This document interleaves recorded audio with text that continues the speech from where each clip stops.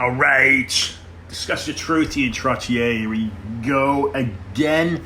Look, there was a David Knight interview that I had done a number of months ago, last year, and I see that it hadn't been uploaded. So if you go to anchor.fm, you will find probably 85 to 90% of all the shows that I've done in the past 4.5 years.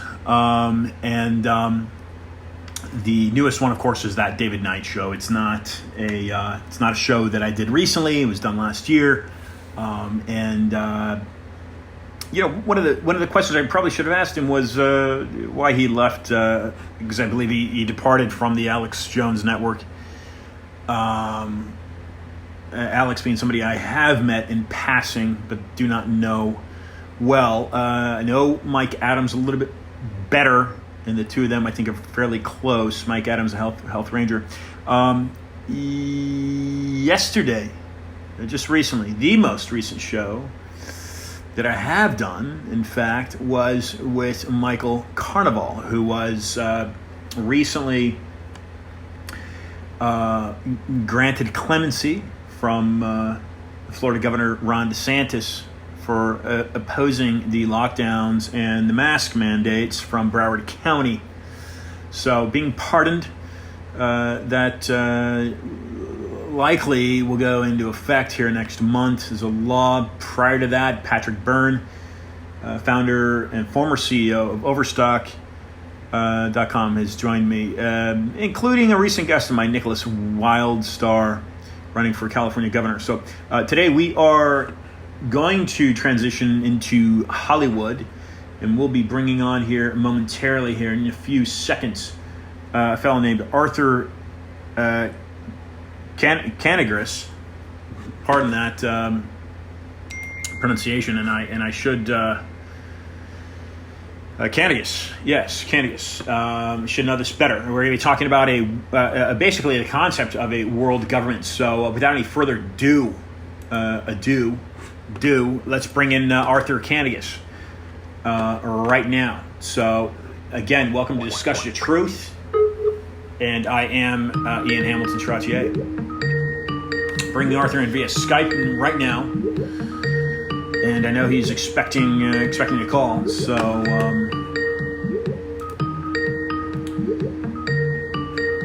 I think I've gotten the right. Well, here we go. Hello. How are you? Arthur, good to connect with you, sir. All right. Good to have good talking. Looking forward to talking to you here. Now we're recording, not live. Right. This is pre-recorded. This is a pre-recorded. So, but it will. But I do not edit. So, speak your mind freely. Okay. Now, did you already get to watch our movie? I did. I have gone through. Let's see. So there's some videos on RT. There's ABC. You got a few different clips that I've had a chance to run through. So The World Is My Country Yes. is what we are conceptually talking about here, and I think it's a wonderful movement that you're putting together that, for listeners to understand, does have the support, because he's I think he stars in the documentary, doesn't he? Martin Sheen.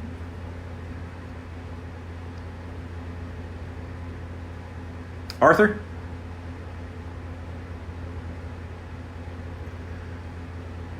Okay, maybe a hiccup there. Can you hear me, Arthur?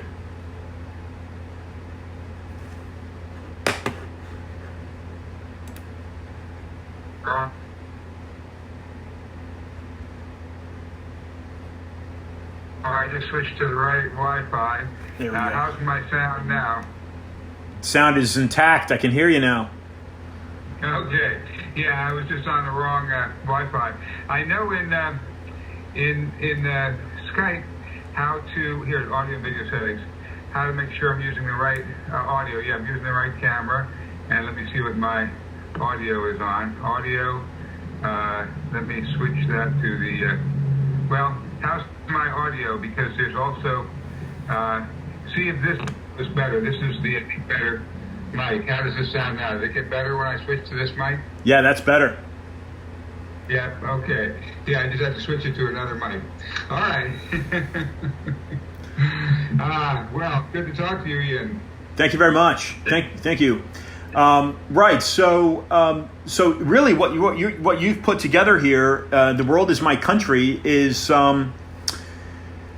it could be rephrased, right? The world is our country, and so I think that's ideologically, this is what you're doing behind the philosophy and the movement of a fellow named Gary Davis, who I'd never heard of him. Yeah, well, he was a song and dance man back in the golden age of Broadway, and he was wowing audiences by doing Danny Kaye's double talk numbers and getting 13 curtain calls. All he wanted to do was, continue his Broadway career and make people laugh. But along came World War II, and he found himself in a bomber plane ordered to bomb the city of Brandenburg. And his own brother has just been killed in the war, and he says, "My God, why am I killing people in their homes and schools and factories? Just because they're on the wrong side of some invisible line. When I fly over from my airplane, I can't even see it.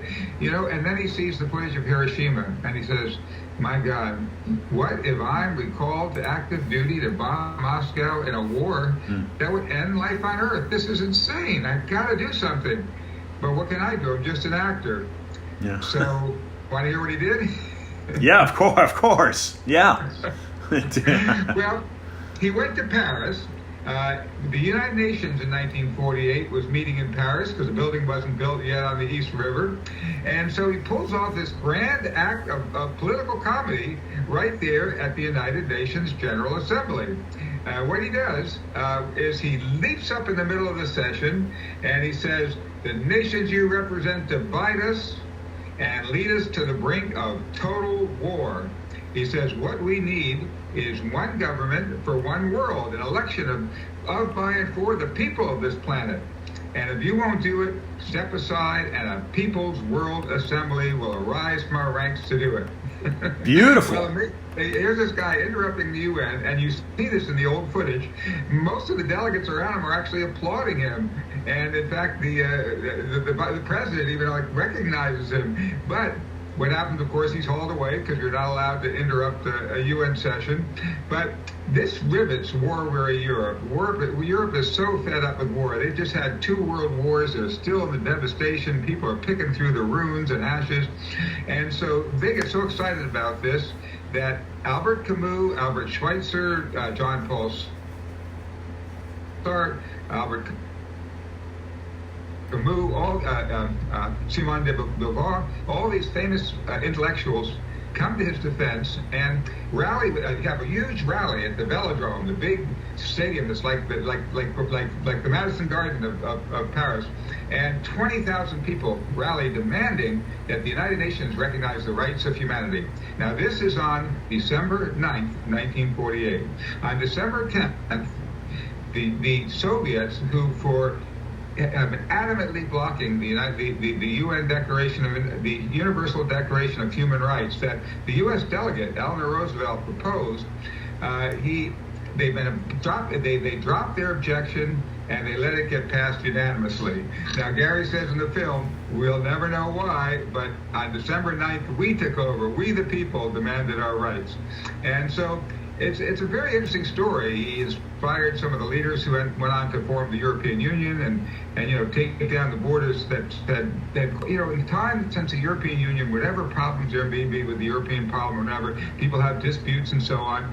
But in the 70 years since that was formed, now the single nation in the Union has fought a war with another nation. There have been civil wars, but that's when there's a dispute of 2 different sovereignty people for the same place. But what Gary says is law stops war. I mean, inside the U.S., we don't fight wars between, we don't have wars between, California and Nevada. I mean, if they have a dispute, they take it to court. And so he basically makes the case that we need to do that, but we need to save ourselves from oppressive government by being government from the bottom up of the people of the planet.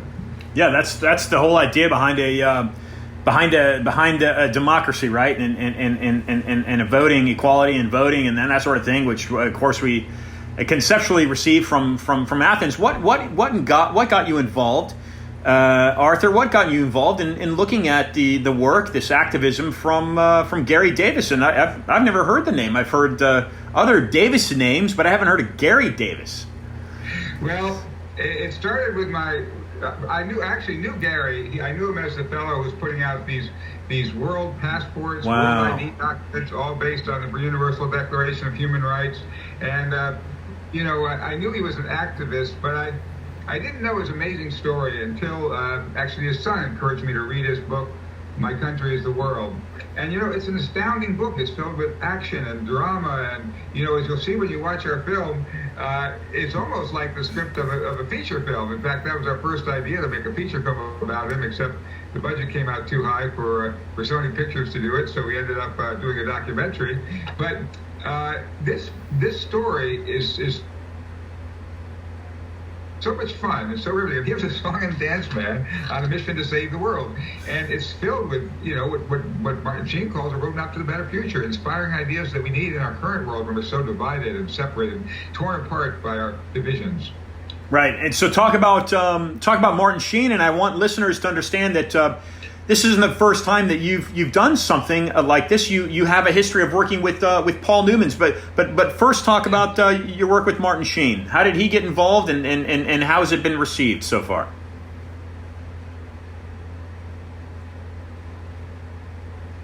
Yes. Okay. Well, first we went, of course, to his managers and his agents, and they all said, "Oh, no, he's not interested."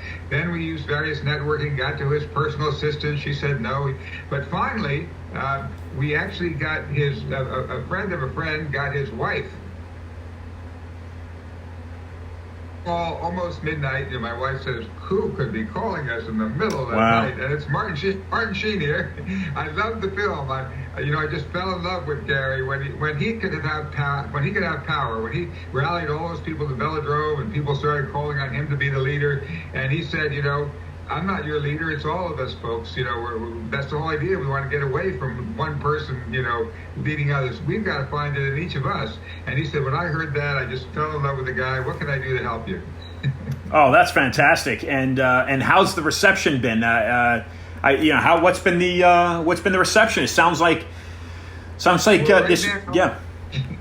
Right now, we're on 100 public broadcasting stations across the country. Wow. You can go to theworldismycountry.com. Sometimes people forget to put in the "the." It doesn't work. Theworldismycountry.com. And there you can click on the public TV stations and see all the broadcasts. You can see if it's coming up in your area. And if you missed it, or if it's not in your area, you can get a ticket to watch it right here on your computer, right here now at home. Just click on the link through there, and you'll be watching it tonight. So anybody can watch it, and they can share it with friends. And if you have a group that wants to see it and have a Q&A with me, the director, afterwards, I'd be glad to talk. Gary sadly passed away in 2013, but he was 90. He was 4 days short of his 93rd birthday. So he lived a good long life as a citizen of no nation, only the world, for 65 years of that life. He lived as a citizen of the entire planet. Wow. And talk a little bit more about that. I see you showed that on the screen there, that vaccine, or excuse me, not vaccine, the world passport there. Talk a little more about that. All right. Well, Gary came to this realization. He said, look, if the Declaration of Independence says it is the right of the people to institute new government, and he said, that's an incredible concept. Does that just mean old guys in gray wigs, or does that mean you and I? And and then that same idea we see in the constitution of almost every country, that is based on the will of the people. And then we even see that the United Nations, the Universal Declaration of Independence, says the will of the people shall be the basis of the authority of government. So Gary said, well, what the heck are we doing knocking our heads against the wall, trying to beg and plead our government leaders to make peace when they can't do it? They're on the wrong civic level. Their loyalty is to the part, not the whole. And so we see that in the world, just all the governments, all the empires lying, fooling their people, because it's all, we have to do this to fight this war with the other. The exact same things they would never do within their country are suddenly legal outside. You know, Gary, can you believe this? In every country in the world, murder is illegal, but in the world it's not. You get medals, or you get rewarded. You can kill people outside of national borders. That's why they set up that torture center for Guantanamo, just outside of our national boundaries, and they can do anything they want. It's incredible. There's no law at the global level. So when Gary asked the UN, to do that, Eleanor Roosevelt 4 days later put out a My Day column in which she, said, well, the UN's really just a place for nations to get together to let off steam, and she kind of chided Gary for interrupting and so on. She said, but really, she said, how much better it would be if Mr. Davis would set up his own international government. Here's the President of the United States, the President's wife, a UN delegate, putting it back on him. He said a People's World Assembly will arise from our lengths to do it. And I think she was kind of subtly, a little half tongue-in-cheek, but half saying, hey, if you guys want to do that, go ahead. We're not stopping you. It is the will of the people that create government. So he says, well, okay, if we create government, and if this Universal Declaration of Independence lays out certain rights, like Article 13B, everyone has a right to leave any country and return to their own, then why not issue, isn't that really a mandate? It even says in the beginning, every individual, every organ of society has to enforce that. Isn't it a mandate for us to go ahead and start enforcing that? So he went down to Washington, D.C., and he set up this World Service Authority that issues world documents based on that declaration. And this operates right there in Washington, D.C. They put out world passports, world IDs, world birth certificates, and it's been controversial. At one point, he had a case that went all the way up to the Supreme Court over it, and the government lost the file. They couldn't find the file. What do you think that means? I mean, the point is, how can they say there is no law outside of nations? So how can they say it can't be a violation of U.S. law? It's not even in the U.S. It's outside the U.S. I mean, there was no way they could handle it. They couldn't deal with it. So they keep issuing these. Nobody stops them, or anyway, they comply with the laws about vetting people who get it first and making sure they're not having people put their fingerprint and real IDs, so it's not a bunch of bots or something. But you can get these world documents. Now, any nation can refuse or accept a passport, and even during COVID, people haven't been accepting. It used to be at one point, over the course of the years, 99%, over 184 of the world's 193 nations that are in the UN have stamped it at one time or another, put visas, exit stamps.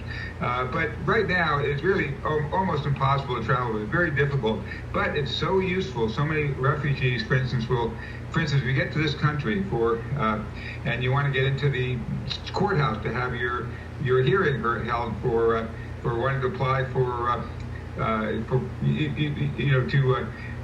to be recognized for even to get into a courthouse to have your case heard, you have to have an ID. So people use it for opening bank accounts, getting to courthouses, getting housing. So many useful things, which you'll see if you go to our podcast, the People Powered Planet podcast. You'll see 2 podcasts with David Gallup, who heads this World Service Authority. He's a human rights attorney in Washington, D.C., and you can find out from our website and from that podcast how you can get one and how you can help stand up to honor the fact that we are citizens of one small globe here.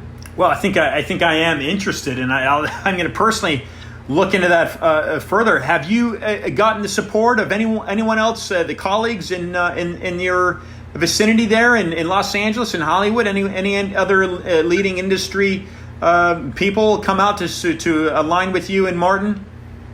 Well, during our film, you will see that I went to a press conference with Leonardo DiCaprio, who had an 11th hour press conference. He was saying, "Humanity, wake up! We're standing at the 11th hour of a midnight of unimaginable catastrophe. In fact, the Bolton atomic scientist says we're 100 seconds from such a devastating end of humanity due to either climate change or nuclear war." And So at this press conference, I said to DiCaprio, I said, well, you know, in all the movies, just when things look the direst, just when there seems like no hope, a hero comes along and saves the day. I said, who's the hero who's going to save the day? And he said, you'll see this in the film. Actually, I should leave that as a cliffhanger and get you all to watch the film and watch for yourself. See what Leonardo DiCaprio said when you come to theworldismycountry.com and go ahead and log in to get yourself a ticket and watch this incredible movie. So you're getting the attention of people like Martin Sheen, and talk a little bit about, talk a little bit about the work that you've done with Paul Newman.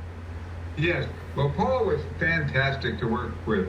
Out with a group of retired admirals and generals in Washington, D.C., who were speaking out for peace. Admiral LaRocque was a nuclear war planner in the White House. Nuclear war planner in the Pentagon, when his kids were marching on the Pentagon protesting the Vietnam War. And this caused a little shakeup in his family, a little rethinking, and he began to think about, what is this I'm doing? You know, planning the extinction of humanity? I mean, there's no way you can fight and win a nuclear war. The only way that I can be true to my oath of office, which was to protect and defend the United States of America, the only way to do that is to prevent a nuclear war. So he started this center with admirals and generals, saying we absolutely must go on a path to peace.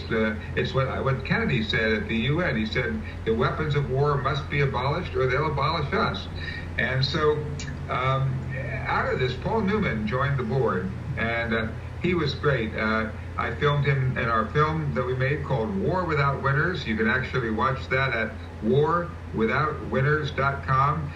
It's a wonderful inspiring movie that is both experts but also just ordinary people on the street in the U.S. and the Soviet Union. So often we paint this picture of this evil enemy, and we got it person to person. You know, here's people on the street on both sides saying the same thing, feeling the same thing, having the same fears and the same hopes for their children in the future. So do watch warwithoutwinners.com.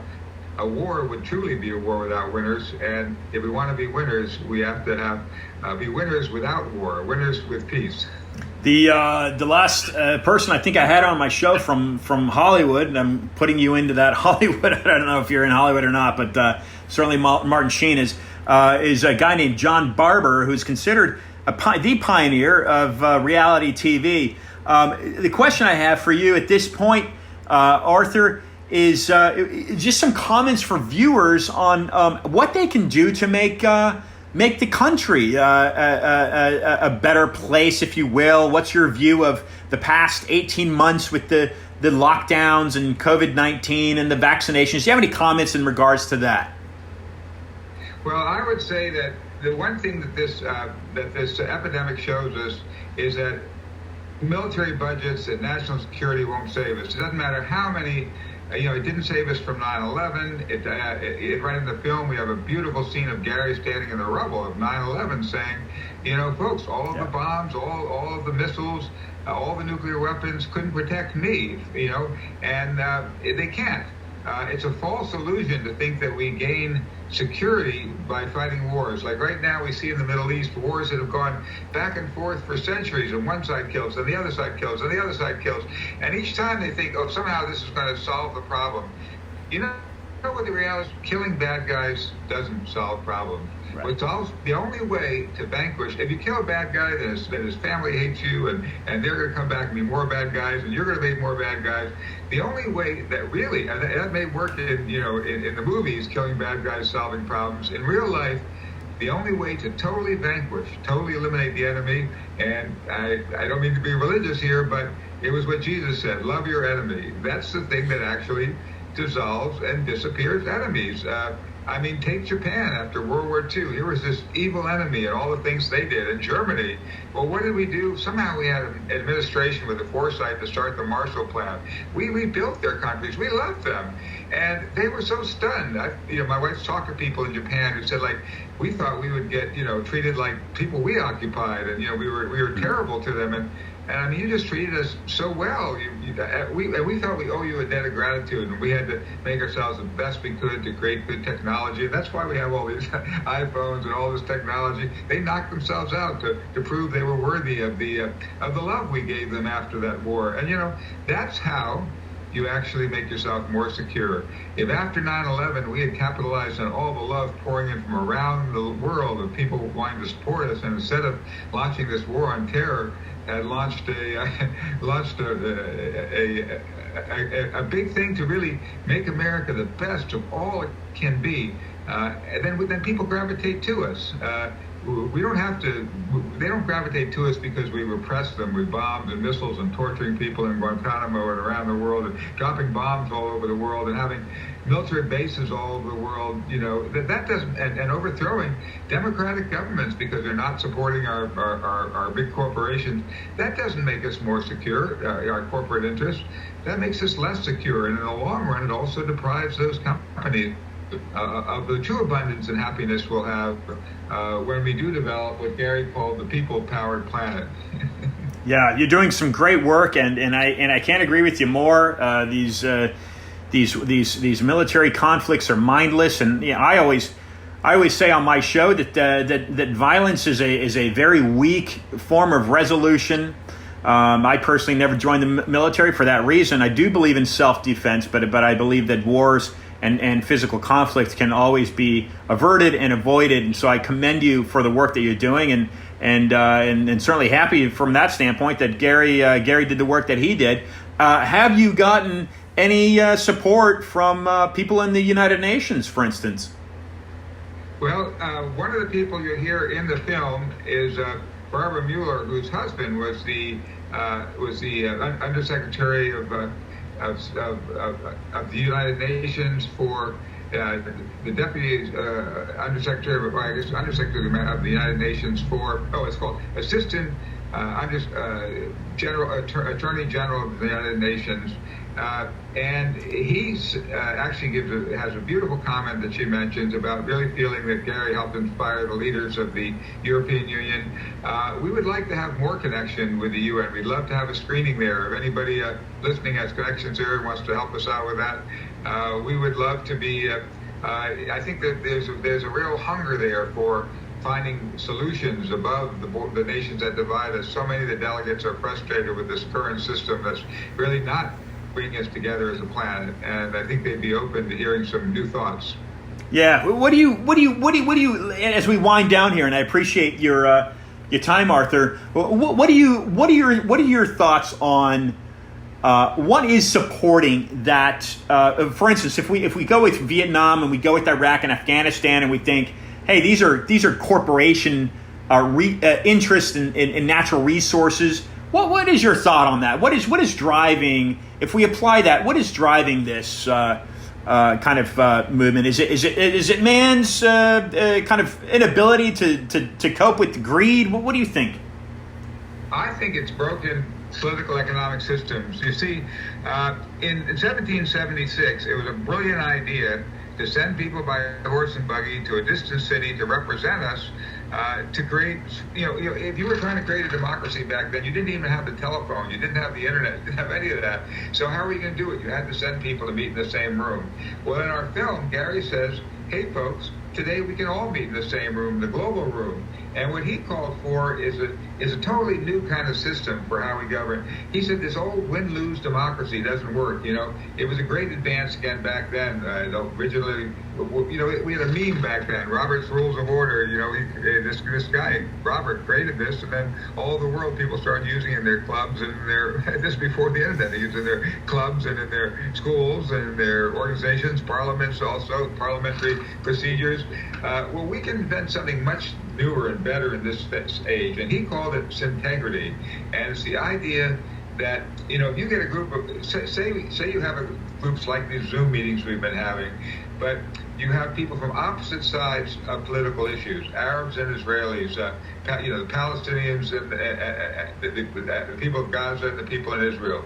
And you get them into this same room, and you don't say who's right and who's wrong, because then you're going to go, but if you say, okay, let's have this set of rules for how we're going to talk. First, we want each person to talk about, a little bit of their personal story, and then what are your hopes and dreams for the future? What would you like to see? What's the future you picture? What's the biggest thing that, the biggest pain you're feeling? And you start connecting on that kind of that level. You start finding people come to synergy. I mean, there's so many wonderful movies about that. There's one called Free Trip to Egypt, where this fellow went to Trump rallies with a sign, Free Trip to Egypt. And of course, some people spurn him, but he got Trump supporters to go live with people who were Islamic, and they fall in love with these families. They say, "Gee, I wish all Islamic people, I wish all Jewish people were like you." They connect at that human level. And if you create this system where you have these small groups like that, all interacting, and they're all being amalgamated into the next group, just as on Google, you can put a word in, and before you finish typing that word, you've searched all the information banks of the world and come up with just the answer you're looking for. Well, we need something that takes all the highest and best wisdom of people and amalgamates it into the will of the people globally. And once we create that will of the people, that sovereignty of the whole, that'll have incredible power. I mean, think of it. Right now, there's no way we can vote or have any say in what goes on globally. Let's create it, folks. We can't wait for governments to give it to us. They're not going to do it. We, the people, have to do it. And that's why there's such a startling documentary and story, and that's what we work on every week in the People Powered Planet. We have weekly discussions, Wednesdays, 10 a.m. Pacific, about, how are we going to do that, folks? How can we carry out this incredible vision that Gary Davis left us with? Well, and I like the illustration there. The one that catches my eye is the kid with the missing teeth. The youngster with his... That's great. I got a little crack there, but I'm going to put a new one in. Did you draw that? You drew that? No. Oh. We have a wonderful art. Throughout our movie, there are wonderful cartoons like this, and they're by Mark was a friend of Gary's for 25 years. He cartooned him. Gary had a newsletter called World Citizen News, and Mark would be the one doing the illustrations. And he's been drawing cartoons of Gary, and great cartoons with Gary for a quarter of a century, and more than that, a lifetime cartoonist and illustrator. And we were so fortunate in our film. Mostly every scene in Gary's life, we found incredible historic footage documenting.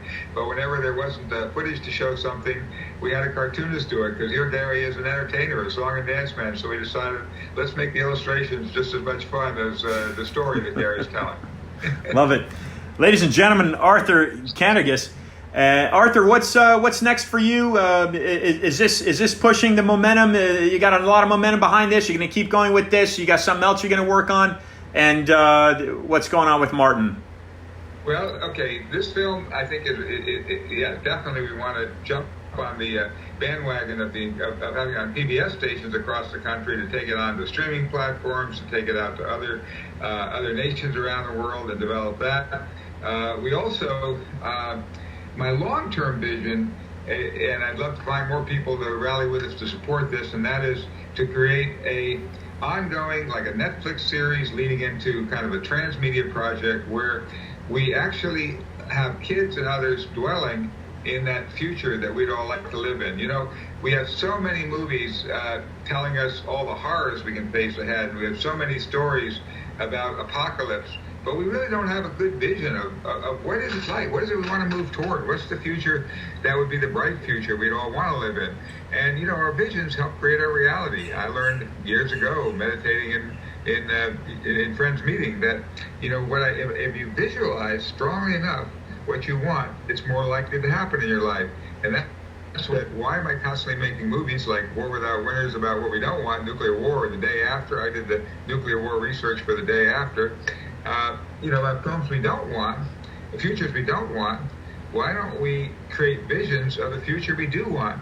And because visions have great power. So my long-term vision is that we will create a vision, a workable vision of really a workable world, a world that works for everyone. and that we would love to have allies in that as we develop that. So that's the bigger picture of where I'd like to go. Fantastic. So thank you for joining the program, and listeners obviously can go to theworldismycountry.com and get more information, and there they can reach out to you, I'd imagine, or at least some of your administrative support. You have any closing comments? Something you've pretty much summed it up in a very, very nice way there for listeners and viewers.